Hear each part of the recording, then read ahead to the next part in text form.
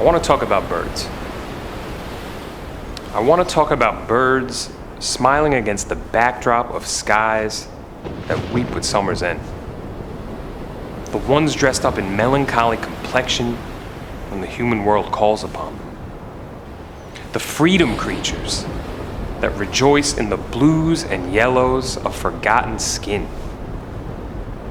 The ones that move with a heart like the sun and exchange a dance in their eyes with the tides of mirrors below. I want to talk about the float in their form and hovering of their happiness in a house of air and purpose. No mystery in the delight that kisses the atmosphere around them as they corral the very nature of hunger in their wings to devour every corner of the universe. I can see them, stretched beyond the bounds of war and peace, to a place where time is non-existent. And I want to talk about them.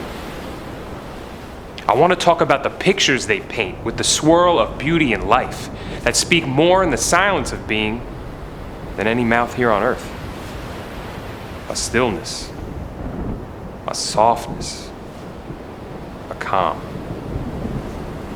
It rests on the effortless motion of their current in the abyss of morning and night. No tragedy in flight through the edge of the world, for that is where only they can go to and come back from.